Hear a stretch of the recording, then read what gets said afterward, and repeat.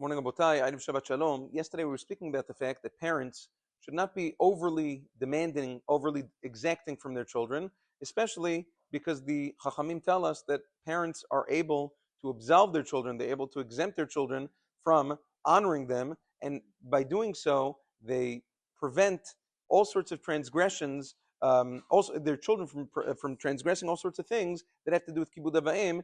So parents should be they have to be mechanech their children in order to respect them, but not overly exacting.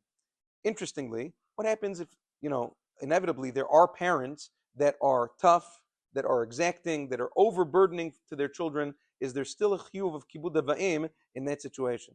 Rabbeinu Chaim Palachi discusses this in his Sefer Tochachat Chaim, and he says, obviously, the chiyuv still applies. What do you think? The Torah only meant to do to respect your parents when everything's peachy creamy? The Torah wouldn't need to give a mitzvah for that. It's logical that if your parents raised you, they fed you, they clothed you, they educated you, of course you have to honor them. So what do you think over there? The Torah needs to give a mitzvah. When the Torah gives the mitzvah of kibud avayim, it's talking about a situation where it's not easy, where it's difficult, where sometimes the parents can be annoying. And yet the Torah says mefurash that a person is still obligated to do the mitzvah of kibud avayim regardless. Now, there are certain situations where a person has to know to ask a she'elah.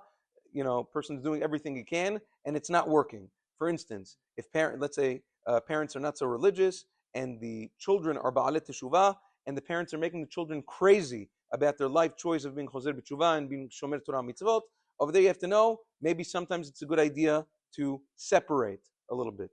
Or sometimes the parents are not mentally there, which happens, they're not emotionally healthy, mentally healthy, and because of that, if you honor them too much, it's going to get to their head and it causes a whole cycle of frustration. You have to ask a she'elah to a Talmid Chacham Muvhak, and he'll explain what to do in situations like that.